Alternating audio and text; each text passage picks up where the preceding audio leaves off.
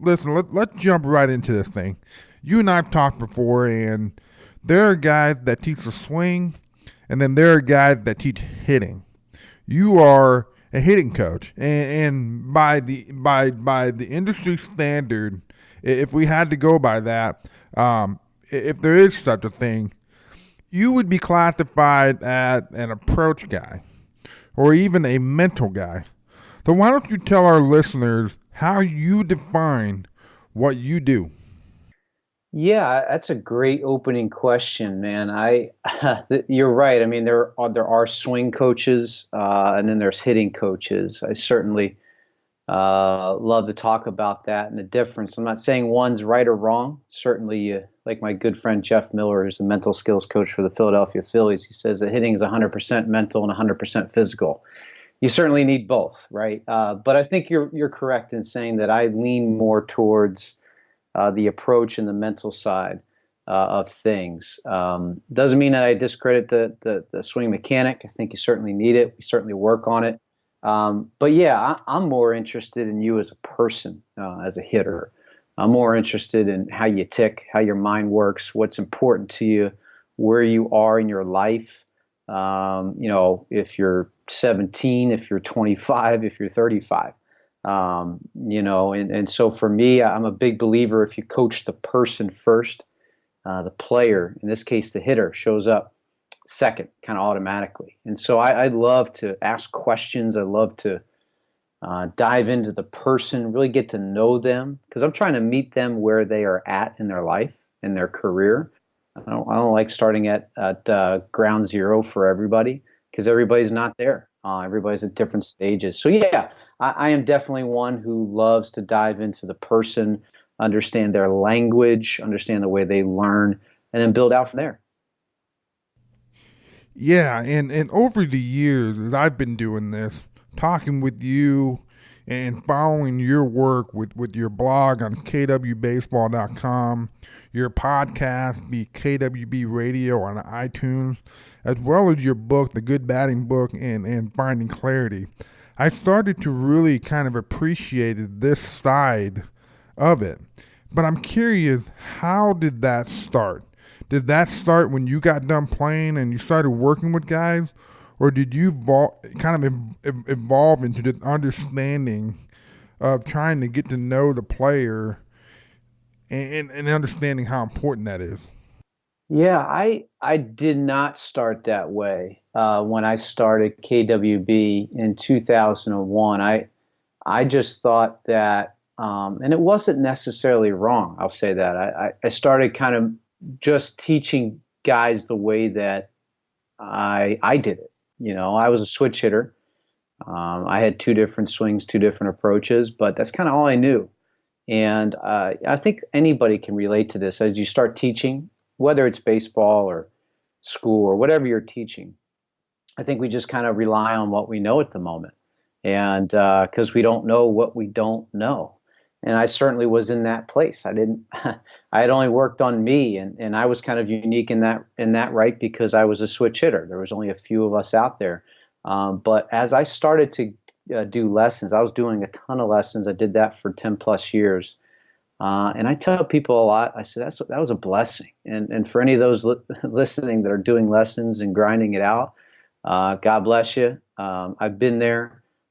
There's a kind of a love-hate relationship with it at times because you're grinding in the cage, but you're also pouring into people and helping guys. And for me, those 10 plus years of helping, whether it was an 8-year-old, a 10-year-old, a 15-year-old, a college player, I learned so much from just observing, trying different things, throwing things against the wall. And as I started early on, I realized pretty early within the first year that, man, not everybody's the same. And there are so many nights I would go home frustrated because I wasn't good enough in my eyes because that player just didn't get it. And I didn't blame the player. I see coaches sometimes they'll blame the player for not getting it. I blame myself because I was like, man, I want to help him and I couldn't. So at the beginning, it was I had a small Rolodex of information, and all throughout those years, and then fast forward to now, I've just been so blessed to be around so many guys. And through that journey, I said, you know what? The more questions I ask and the better listener I become, the player, the hitter in this case, will teach me how to teach them. Yeah, and that has evolved into what you are doing now as a professional hitting consultant. You work with pro guys. Do you still do some work with some amateur guys? Kind of talk about what you're doing now. Sure, yeah. I'm just so grateful. I get to work with major league and minor league players. That's my main job. I'm behind the scenes in the shadow. They hire me. Most of the teams don't know I exist, which is perfect because it's not about me. It's about helping those guys. I've been in those trenches with them, and like we mentioned before, it's more so not the hitting piece of it. I'm there more of a life coach, mentor. 10% is the hitting that we cover, but they need me for the 90% to allow them to perform. So, for me, that's my main thing. Actually, this past week, I had a client in for the first time. He flew in, and we had some work to do. He was a new client, so it was fun to kind of start his off season off. Most of the off season stuff, it's all tailored to them. All of it actually is all tailored to them. But in terms of the off season, some guys will start in November, December, and some guys will start in January, depending on where they're at in their stage in their career and their skill set. So that's my main job. I also have the KWB Experience, which I go across the country and I work with high school programs, college programs, and baseball academies and travel programs where they bring me in for 2 days or 3 days and work with not only their hitters but their coaches and really just talk through things. And again, before I go in, it's the same thing I do with the pro guys. Is say, hey, listen, what are the things that you want to work on?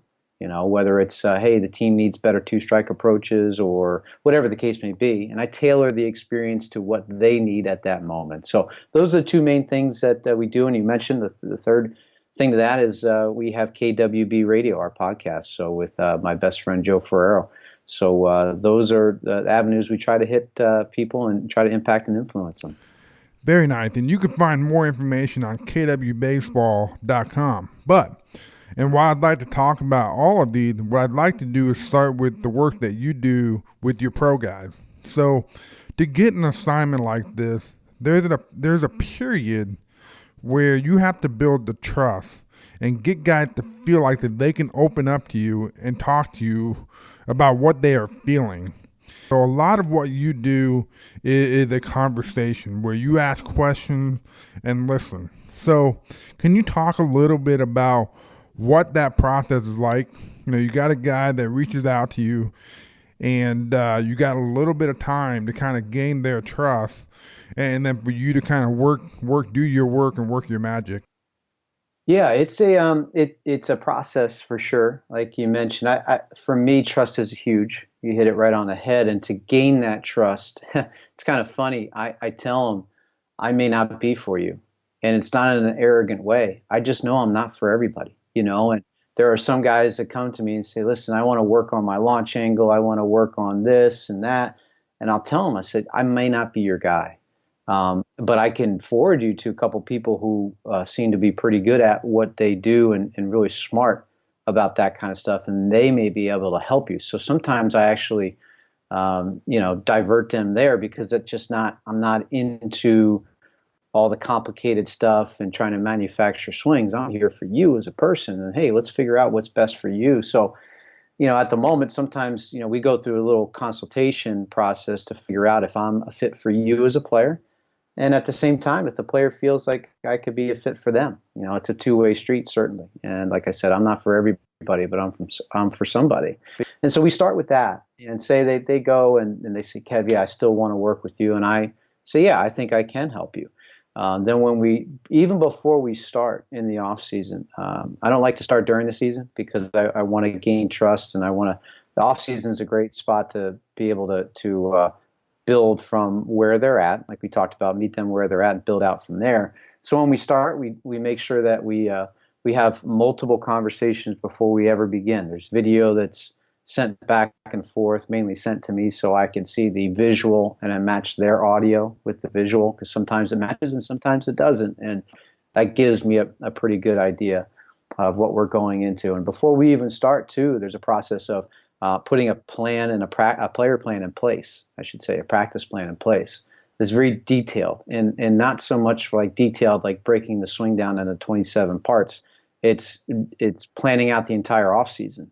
It's like, hey, listen, here's what we're doing. Here's our first couple days. We're going to work on this. We're going to have, so we had a plan going in, but I'm always flexible within that plan, depending on what they pick up pretty quickly or what's a struggle, or perhaps we find something totally new, kind of like a light bulb moment. And we have to make an adjustment and be flexible and go this route instead of that route, because this route over here is way better than the one we originally thought. So that's the beginning piece of that. And then as we walk through the off season and into the season, it is, like you say, more of a conversation, and we just both get to know each other better. And just every opportunity we have, I get to know them better. They get to know me. And again, the more questions I ask and the better listener I am, the more I'm able to help them.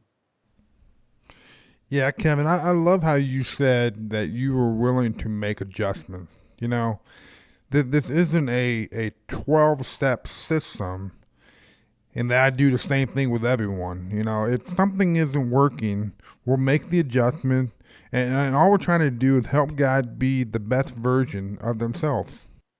Yeah, you have to. And one of the reasons that I have found over the years, I guess one of the constant reasons guys are searching, at least for somebody like myself. And again, I don't know everything. I'm not the best hitting coach out there, but the most common thing is that they don't trust the guy they're with, and he's not as flexible, or it's a cookie cutter system, or the organization has a drill package that they're doing drills that the player doesn't even need or want to do because it doesn't help them at all.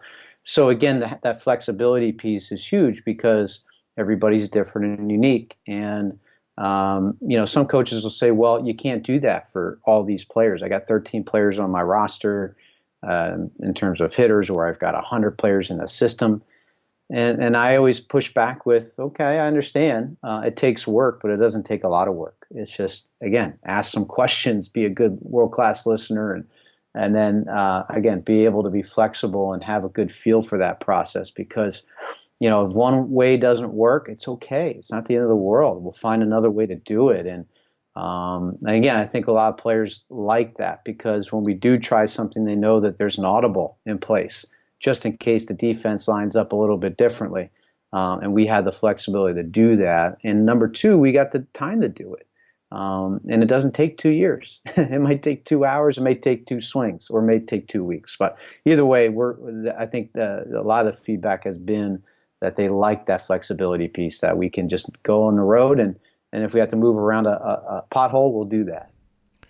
Yeah, man. And for the guy to say, I have too many guys and it's just hard to work it in, just remember that it's harder when you don't have the guys to trust. So yes. Work hard in the beginning and get the guys to trust you, and it will get simpler over time, but the trust part has to be there. There's no doubt. And the one thing that you said, I'll repeat because I love it, is, and it's true, you got to do the hard work at the beginning, because as it goes on, it gets a lot easier. It does, because my job also with that hard work at the beginning is to teach the hitter to teach themselves. And they laugh when I say, like, listen, I'm working with you so you don't work with me ever again. And that's a terrible business model if you're looking for that. But at the same time, it's the truth. My job is to help you be your best coach. And as the days and the years go by, I'm there for emotional, mental, moral support, all that kind of stuff. And just as a reminder guy.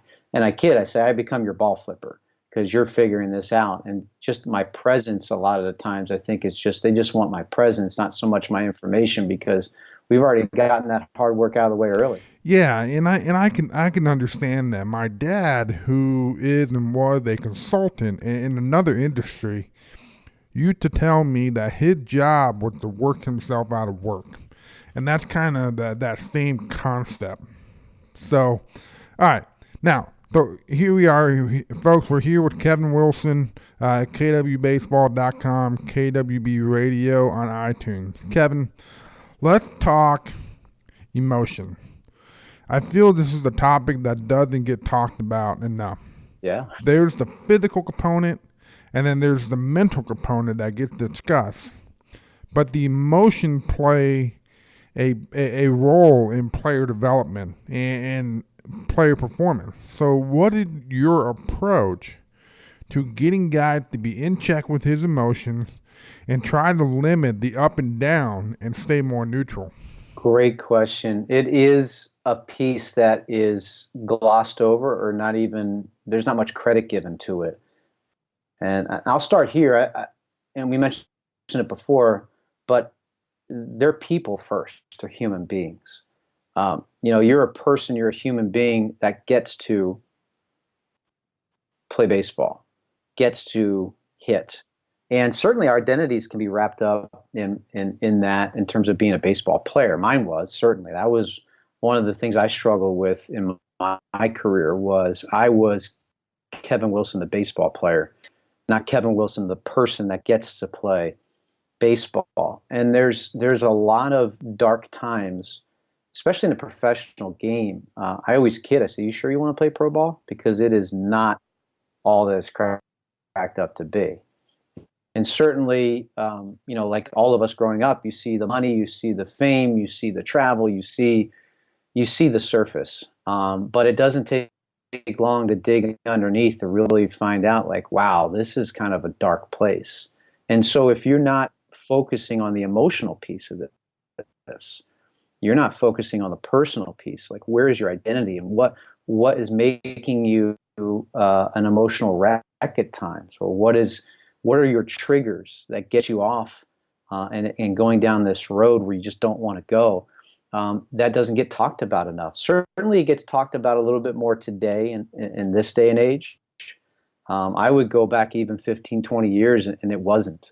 And you almost were considered soft if in the game, if you were going to talk about that.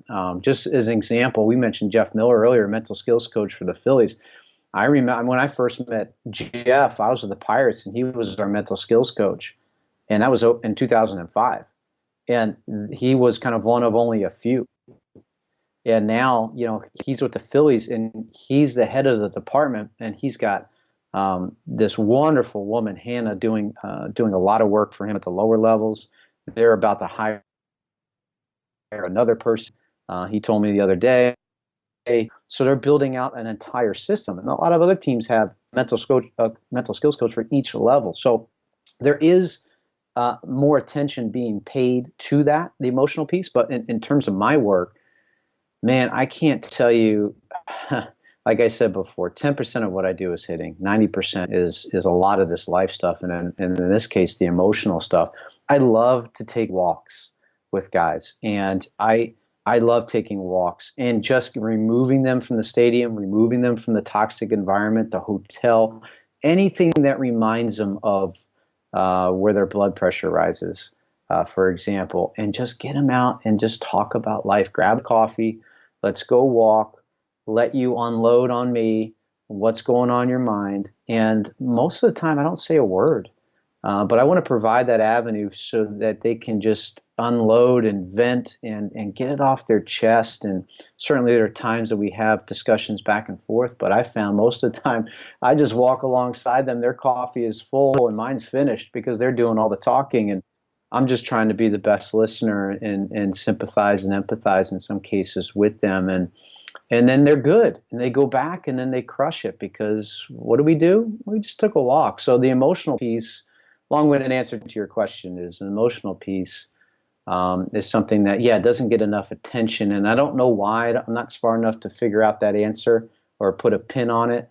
But you kind of touched upon it. We just kind of touched upon it a little bit. Just, some people either don't want to go down that route, or they don't think that it's that important.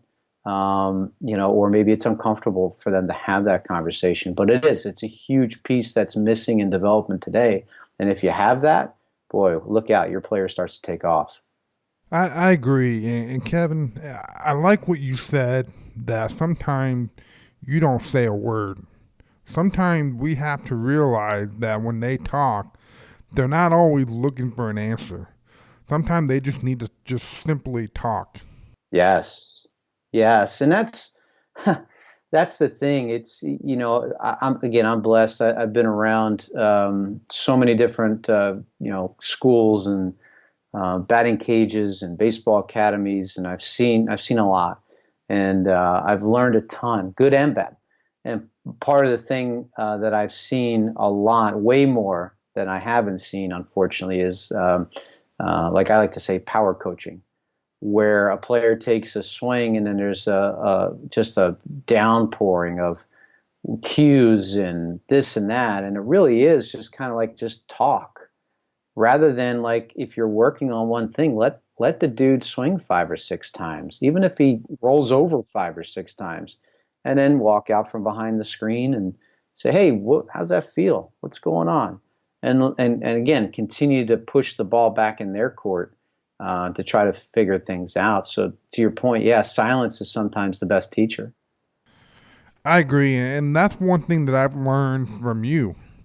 Instead of when we're in the cage working with a guy, instead of just firing things off and telling them, start asking questions instead of giving them the answer all the time. Because what I've learned is what we see or what we perceive, it's not always what's really happening. So asking questions because something different could be going on. It's not always mechanical, which is always the typical default. When it could be just as simple as what are they looking at or what are they thinking. Yeah, because it goes back to you got to teach them the way they learn, and you got to figure out because none of us are mind readers, But there, to your point, there are some guys that just kind of pass by that, and they don't take that into account. That just because what it looks like doesn't mean that's what they're thinking, and that's the whole swing debate too on social media, right? This guy's doing this, but not once have they asked the guy. And not once have they been around him in the cage. And now you have all these guys, these young guys that are trying to swing away that the guy on the video isn't even thinking about doing. It's just emotion. So you're right. It's dangerous to teach without knowing what's going on in that person's mind. I agree. And Kevin, we're sitting here with Kevin with the KWBBaseball.com and KWB Radio on iTunes. So let me ask you a question, Kevin. You got a guy, for an example, let's just say he's in AA, kind of knocking on the door. What's the conversation like with him on, say, the day or night that he goes over? And he's kind of feeling like he'd blown the whole season. They're starting to kind of have a lot of self-doubts.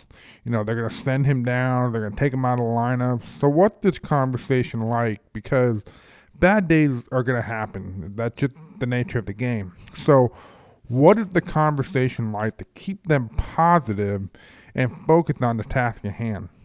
Yeah, that's a great question too, because it's really relevant to any level you're at, right? I think, but you're just talking about, just as an example, AA. I love to break the season down into 2 weeks, Monday through Sunday. I love small sample sizes. I love stuff that you can control, that you can manage. It's a lot easier to manage 7 days than 140 days at a time. And so, Monday's always opening day, because if you think about it, the beginning of the season, we're always optimistic, right? We've been working out, we've had spring training, or we've been just working out and getting ready for the high school or college season, and we got no stats. We feel good. We're just optimistic. Well, if we start the season 1-for-6, then we're like, oh man, I only got 50 games left, or oh man, I got 137 games left, and I got to make this up because the board says I'm 210 or 167 or whatever, and we go into panic mode. I raise my hand because I did the same thing. We've all done it. And so I like to break down the season into 7 days. So Monday's opening day. And on Sunday, like you go into the week having a plan, whatever is planned, I'm going to hit as many fastballs in my zone as I can. A very simple plan, something that's for you. I'm not saying that's for everybody, but just as an example. And on Sunday, let's look back and see how you did. Meaning, how many fastballs did I square up in my zone? And it could have been I did that 4 times a day. Or maybe I did it 4 times on Monday, twice on Tuesday, 3 on Wednesday, none on Thursday, 1 on Friday, 4 on Saturday, and 2 on Sunday. And on Sunday night, look back and say, okay, did I execute my approach? And in that case, you did. That was a pretty good week. That was a lot of fastballs being squared up. That's almost like a player of the week type of week right there. And then you say, okay, what did I do well this week? How did I do that? And then on Monday, you go back and you continue to execute the plan, learning a little bit more of how you did that. And just say the next week you didn't have such a great week. Maybe you had a couple offers, right? And but you still executed your approach. Or, man, I missed that fastball, change up in the dirt, whatever. On the next Sunday, you go back and again, you figure out why. So the initial day of going 0 for 4, as an example, doesn't sting as bad because you're playing the long game, but you're also playing the long game of 7 days, which is pretty manageable. You're not trying to play the long game of 26 weeks or 7 months. And so I like to do that, whether you're playing twice a week in high school or you're playing 7 days a week in pro ball. Either way, I love breaking it down Monday through Sunday because you can manage that and you can kind of keep check with what you're doing in terms of your intent, your purpose to your approach, and just executing an approach because, we can't control what the ball does once it leaves our bat. So an 0 for 4, to me, the big question is like, what was that 0 for 4? Was it 4 lineas or was it 4 Ks swinging at balls in the dirt? That obviously will tell us the story there. Man, I like that. I'm gonna take that and use it. Break things down into weeks. That brings up another conversation. If you are barreling baseballs up, and like you said, we cannot control what happens when the ball leaves the bat.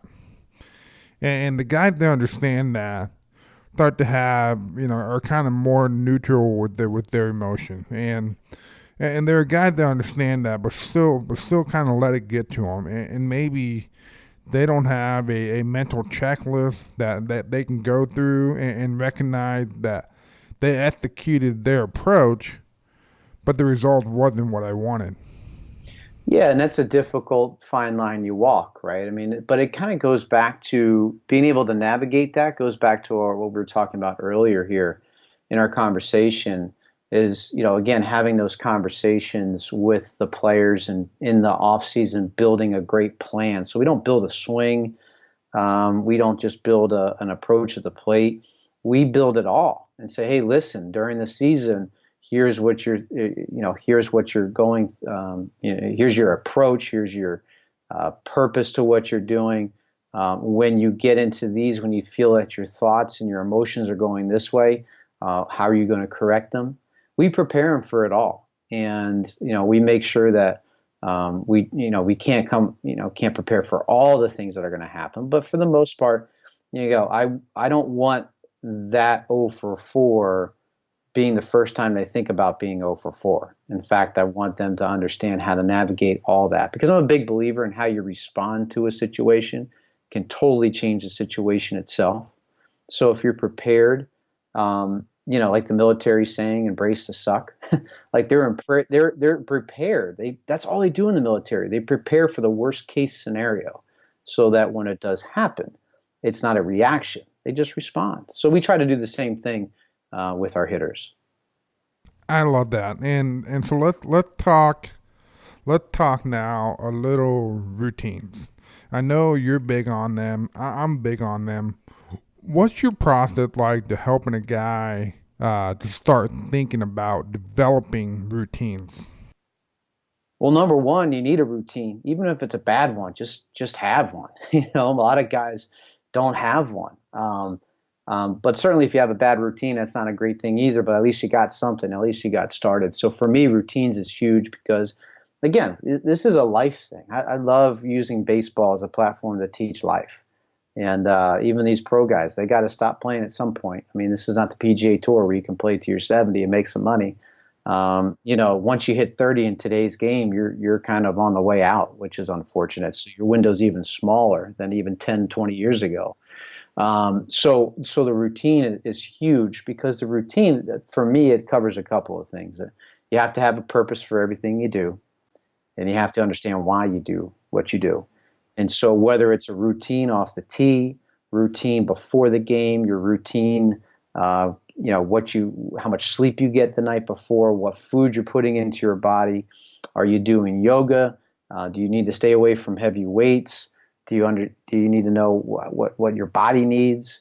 All that. And all that's important for hitting. I mean, and kind of like, what are you doing off the field? What's your routine off the field? Are you thinking about baseball 24/7, or do you have to go get yourself a girlfriend or something like that? Do you need something or you got to paint or read or create or do something to get your mind off the game? And so all these routines, both on and off the field, are important. And for me, the routine does not have to be complicated. It's simple. You don't have to spend a ton of time on it.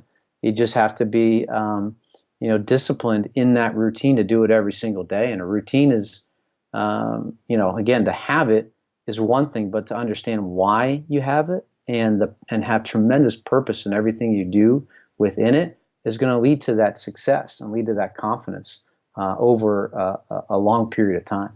I agree, and I've seen guys that started to really kind of understand their routine and understand why it was important and why they were doing what they were doing, and you start to see that they're actually working much smarter, and then with that they're much more consistent. So, because right now, a lot of times if we're struggling, we think we got to go hit 400 balls off tee and do something physical, when really keeping in check with our routine, we know everything kind of in check. So, am I right? Yeah, you're right. And that goes back to kind of your purpose, right? And really understanding what this is all about. If I go over, it doesn't mean that my swing is jacked up. Now, your swing might not feel great, and that's fine. And some guys will certainly go in after the game and work a little bit more. I'm not against it, right? But as a coach, if we put our development hat on, our hitting coach hat on, or our manager hat on, you have to monitor those guys. So some guys can do that and it's a detriment to them. And again, it goes back to knowing your personnel. Know that if a guy doesn't do it that much and you can trust him a little bit and he doesn't feel right, even if, like, there's some guys I work with, even if they had like a couple hits, they just didn't feel right, but I can trust them to go into the cage after the game and spend 5-10 minutes by themselves in a cage, just on the tee, and just do their thing. Oh, that's it. That's what it was. Boom. And they fixed it right there. Right. And then they go home. And other guys like, hey, listen, you're not going in the cage because I can't trust you, because you're going to spend those 3 hours in there and you're going to take 1,000 swings and you're going to get even more tired and more ticked off and worse. Pack it up. Let's go home, or let's go, take a walk or have dinner, or, whatever. Play Fortnite. I don't care. Just do something else outside of the game to get it away. And then tomorrow, when we come back, let's address it. Because sometimes all you need is just to sleep on it, or just to chalk it up to like, hey, it's baseball, man. This is life. It's never perfect. It's going to be messy. I like to say hitting is messy. It's going to be messy. And you have to embrace both the good and the bad with it. Nice. I love routine. So, hey, Kevin, I got a question. So, you got a guy that you know well, and he trusted you, and he's going really well right now. He's hitting the ball well. Days are good. But as a coach, you see something that's off, based on your understanding of him. The question is, do you tell him, or do you kind of just let him go and ride this hot streak out? This is a great question, and one that I don't get a lot, but I think it's very important. The simple answer is you just put it in your back pocket. If a guy is going well, let him ride that out. Because in the big leagues, the guys that are really good, they go on about 2 to 3 at the most, maybe hot streaks a year. So if you're getting 700 at bats, if you're playing every day, you're only going to go on 2 or 3 hot streaks a year. And those hot streaks usually last about a week and a half to 2 weeks. That's it. And so if you're going to be good, and like, let's break this down. 700 at bats. If you're really good, you'll get 200 hits. So how you handle the 500 at bats of those 700 allow you to have an opportunity to get 200 hits. And so when you're going through your thing as a coach, as they're going through and they're on this hot streak, and you can kind of see it before they do, right? Because that's the part of the coach that is, we're the visionary. We're the guys that's kind of been there and done that. We can kind of see a couple steps ahead. It's very, very hard to stay silent on that. I understand, totally understand. But I promise you it'll be well worth it, because one, it allows them to ride that out as long as possible, because again, they're only getting a couple of them. And even if you play a shorter season, you might get fewer than that, right? Or your hot streak might be your high school season, might be it. It might be it, right? Depending on where in America that you play, or the world, whoever's listening to this. So, so let them ride it out. Second, the reason why that you keep mum on it is because once they start going in the other direction, you have something to give them. Once they start going bad and they come to you, it's not like, well, let's go in a cage and try to figure this out. No. Hey, listen, this is what I was thinking. What do you think about this? This is what I was seeing. What do you think? Go. Because it's in your back pocket, because it's the thing that you've seen that was glaring to you, that was going to jack them up at some point, and it finally did. Now you've got the key that unlocks that problem, and now you've got the solution for that problem, is probably a better way to say it. And he thinks you're a genius because he thinks you just came up with it, but no, you've been sitting on it for a couple of days or a couple of weeks. Yeah, man, that's tough. It's frustrating, because you go to the ballpark and you see a guy that's on an absolute tear.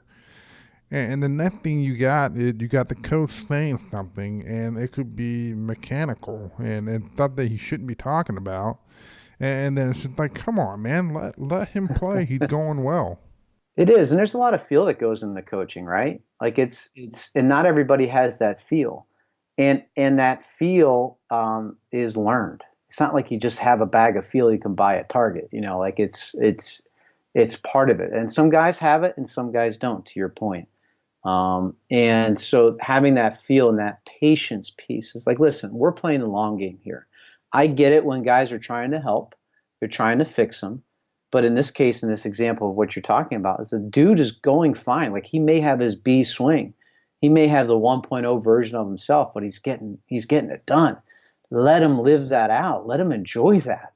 Because like I said, if it's 700 at bats, 500 of those are not enjoyable, And so why don't you let them have some enjoyable moments? And then when things start going the other way, you've got that solution. So yeah, it's a feel to it. It's a communication. We talk about timing as like the number one thing to hitting. If you're on time, everything else works. But there's also a timing to your communication. And this is a great example of that timing. Hold it, put it in your back pocket. The timing is not right now when you see something and he's still going good. The timing of it is when he starts going bad, you have that solution to his problem. Yeah, so coaches, dad, players, when things are going good, just ride it out. Just enjoy that moment, because you don't get that option very often. So, again, we're sitting here with Kevin Wilson with KWBaseball.com and KWB Radio on iTunes. So, Kevin, what is the conversation like with a guy that had been demoted or released, and he's getting no interest from any affiliated ball, and maybe he's playing independent ball? And so what's the conversation like when it gets to a point where seeing the big league at reach, it's kind of so far out of sight? What's that conversation like? Yeah, those are interesting conversations, because like most of the other conversations, they're all individual and unique to each person, right? In their walk and where they're at in their life. Some guys are like, well, I gave it a shot. It was good while it lasted. I did my best. I'm ready to move on. And some of those guys might be starting families. Maybe they just got married. Maybe they have kids. Or maybe they're just older and they just want to do something else because, like we've talked about earlier, it's a tough, pro ball is not for everybody. So you do get beaten down a lot. Some guys just want to change the scenery and they just said, I'm done and move away. There's other conversations where, they still feel that they have it, whether they're correct in that thinking or not. I would never tell a guy, say, like, listen, you don't have it. I've been in that situation myself. So to each his own. I'd rather you kind of run out the tank, run out of gas, just run it till it dies, so you don't have any regrets and can kind of leave it if that's where you're at in your walk.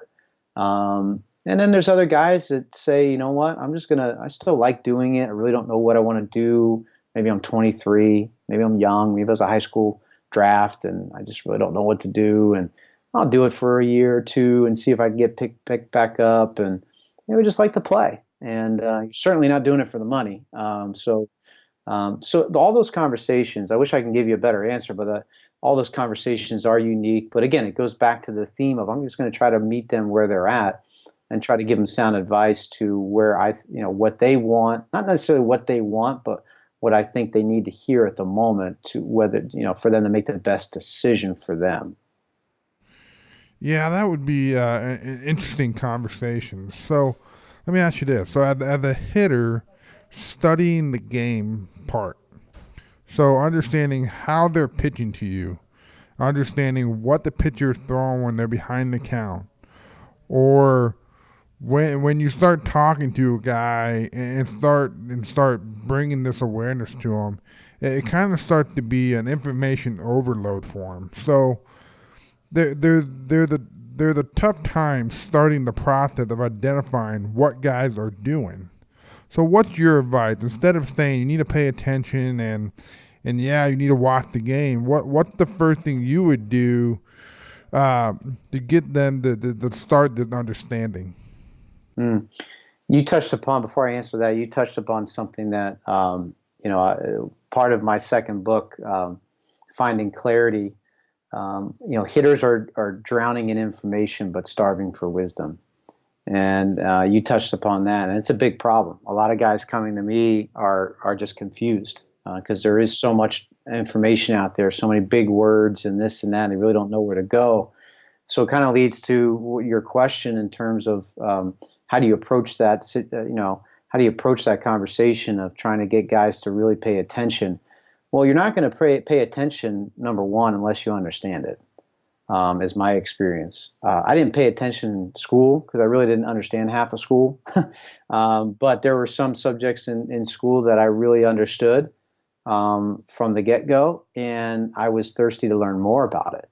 I knew I could understand it, but I knew like I didn't know it all. So I was pretty thirsty to drink from that cup. And so for me, it's a conversation in terms of, again, it's a feel to the situation. It's like, okay, is this guy ready to learn because he understands it enough, or does this guy need to understand the basics, the fundamentals of it? And a lot of guys, and this is not only a problem in high school and college, this is the problem in pro ball too. Because all these guys playing for the most part, because Chase Utley's retired, Joe Mauer's retired. Like, just go down the list of guys that are 35 and above. These guys are out of the game. They weren't really in showcase baseball.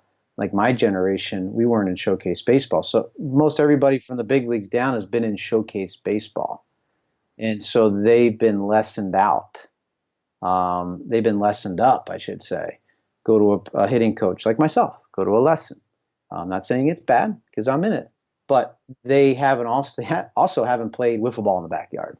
They haven't played stickball or pickup baseball, or they just haven't played games, And so what you're ending up doing is they don't understand the fundamentals because they haven't done the fundamentals, and they could get by with showcase on just running fast, throwing hard, and just trying to hit tanks, and they don't really know much of what they're looking at. So if that's the case, if they don't know, it's over time, again, planting seeds every day and just being like, hey, did you notice he threw a fastball there? Or did you notice that the field was shifted over here? Or just again, plant seeds for them. Like I can't teach them anything, but I can make them think.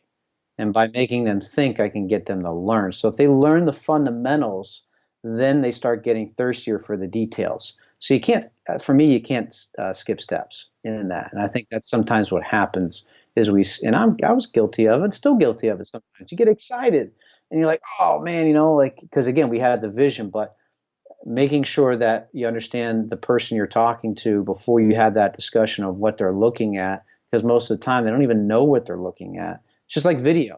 Kids are all on Instagram and they see tons of video, but if you ask 9 out of 10 kids, they have no idea what they're looking at.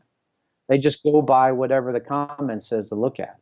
And so they're blind mice going into it. So if you can help them with the fundamental piece and build that platform, then your discussions maybe halfway through the year, or if you're really playing a long game, maybe next year as when they're a sophomore, or next year when they're a junior in high school or college or whatever.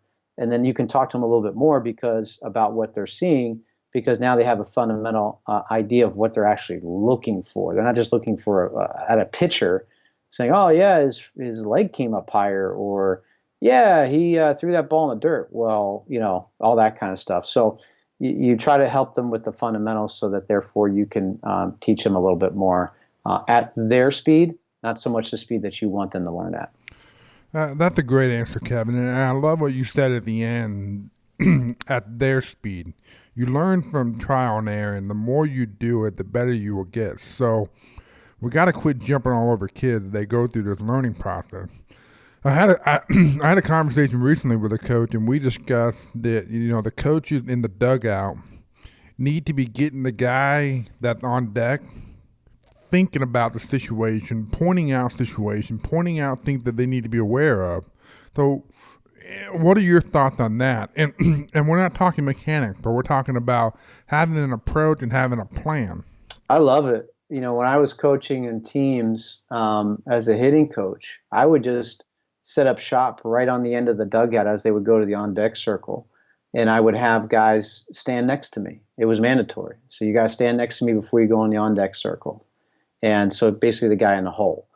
Always stand next to me. Now, doesn't mean that we talked. I wanted them to get into a routine of standing next to me because as we were going along, I wanted the opportunity to say something or to just put my arm around them, or for them the opportunity, whether it was the minute, 30 seconds, 3 minutes before they went onto the on deck circle, just to ask me questions or talk to me or whatever. So I'm huge on that because it goes back to what you're saying before. Hitting is a conversation. I wanted that to be an option. I didn't want to force them, but I wanted to be a part of their routine, like we talked about before, that before they went up, they had to stand next to me. And as the season would go each time, it was great because I did a lot less talking, and they would just tell me what to do. I remember one year I had a young team, and beginning of the year, one thing I did force them to do, and force is probably a bad word to use, but what I did highly suggest them to do was, before you go up to the plate, before you even get on the on-deck circle, tell me what your approach is going to be. For example, I'm hitting the fastball in my zone, Kev. Okay. And I told them, I don't care if you get out. I don't care about that. I want to know that you can trust your own approach and you're actually going to do what you say, because you'd be surprised at how many guys said, oh, I'm going to go hit a fastball in my zone, and they take the fastball in the zone, they swing it to 2 breaking balls in the dirt. So it was holding them accountable. So again, I was teaching them a lesson with really not even saying anything. And even if I said, like, man, you know what? He's saying fastball, but there's a guy on third base, and last time, he was, every time there's a guy on third base, the guy throws an off-speed pitch, especially early in the count, but right over the middle. Like, even if again, fighting the urge, I wanted a teachable moment because I was playing the long game. And especially during the regular season, I would play a long game. If it was Game 7 in the World Series, yeah, I might be like, you might want to think about that. But again, if we're for most of us during the regular season, I wanted to use as a teachable moment and let him throw over the breaking ball, for example, and then, throw a couple fastballs high and this, that, and the other thing. And all of a sudden now, if he throws a couple he takes that and he comes back and says, you know what, man, he didn't even give me a fastball in my zone, but he gave me that off speed. Maybe I should hit that later. And then I would take the opportunity to say, you know what, George, that's a great idea, man. You know what, let's try that next time. Next time there's a guy on third base with this pitcher on the mound. I think that's great. So you kind of trick them into thinking it's their own idea because it kind of was. But at the same time, you're empowering them because all of us, if we think we came up with the answer, we're going to retain that. We're probably going to do it on our own. I love it. And for the coaches that are listening in, I would recommend doing this and teaching your hitters what to look for when they're on deck or when they're in the hole. Hey, Kevin, let's now talk about the travel work that you do for high school, college, and baseball facilities. Yeah, you talking about the KWB Experience? Yes, sir. Yeah. No, thank you for the opportunity to talk about it. Yeah, it's something that's really near and dear to my heart. I love doing it. I work with college, high school programs, as well as travel programs, high school and above. And the reason for that is, again, a lot of the stuff we're talking about, I love to talk with them through the hitting pieces of it and have that conversation with them and really help navigate when they get to that point where I feel high school is, that's the separator. That's one of the first separators. Where you get to high school, we get that 14 age group, 15, 16, where you're like, oh, now I'm playing against 18-year-olds and I'm 14 and I'm 62 pounds still. Like, there's those limitations. And also, you may be the 200-pound freshman, but you really don't know what you're doing up there. So I like to go in, and again, before going in, I like to say, okay, what does that program need, and how can I help? Sometimes I can't help, but when I can, majority of times I can, but we're say, okay, we need help with our mental game, our emotional game. We're going to need some help with some of our guys with our swings, and we certainly do that. But I spend a couple days with them, and we have classroom style sessions where we go over the purpose to hitting. We go over, we have checklists, and we go over a lot of the stuff we're talking about today. We're talking about hitting, and then we go out in the field or in the cages, depending on where it's at and the time of year and what they want, and we'll work through what they need to. And it's great because we spend hours together, and I get to know them. It's not just a fly in, fly out type of deal where it's just like a talk. And there's nothing against that. I certainly have done that in the past, but over the years, I'm like, man, I just found so much. There's so much more that we can do when we do spend a couple days together and a lot of hours. And the player gets to trust me. I get to know them more, and I can make better suggestions because I get to know them better. And again, everything is molded and shaped to what that program or that organization needs at that moment. And it's just, I'm just blessed to be able to have those opportunities, and I'm just so grateful because I learned so much from the coaches and the program and how they do it. So they may think that I'm helping them, but at the same time, they're helping me because they're opening my eyes to something that they do that maybe I'd never heard of before, and I like, and it works for them, and so I pick up on that stuff too. That's awesome, and I know Kevin's heart beats off of this KWB experience, and I would highly recommend doing it. I personally haven't done it yet, but I will, and I know it's going to be a tremendous value. Thank you. No problem. So let's talk KWB radio.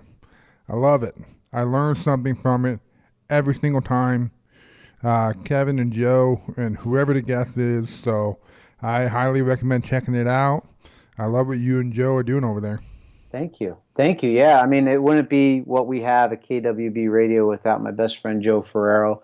I knew that when I started it, I needed somebody that like him who knew what he was doing in terms of the communication piece, but he's got a great voice, and he's a baseball guy too, but he's also a great interviewer. And I'm just the guy, I'm just the guy, the sidekick, that bring guests on. I'm kind of the guest booker. I guess that's what we've turned into those roles. I bring the guests on, and he helps me crush it with the guests. And we always say the guest makes the show. If It's just me and Joe. That's why we don't have too many with me and Joe. I don't feel like they're our best episodes. I feel like we just sit there and we just talk about our fathers all day long. But when we bring guests on, we're just so grateful that they come on and talk about what they do. And yeah, it's a hitting podcast. Sometimes turns into a food show. Sometimes talks about life. And I think we've got a nice blend, and our guests have been great to be able to talk about all those. And we just try to impact, just like you're doing. We just try to impact somebody when they listen, and we don't know who's listening, and we don't know how we're going to be impacting them, but we're just grateful that they do listen, and we're just hopeful that one thing stands out and changes something in their life. Absolutely. Kevin, it's been a pleasure speaking with you, man. And as always, I learned a lot. So I really appreciate your time. No, thank you, Jeff. I really do appreciate you doing a great service to the baseball community, and just so grateful to be on your podcast and continue to keep up with good work and don't stop, man. I mean, podcasts are great, and I'm just so grateful to be a very small part of something that you're doing that's so great in this game, man.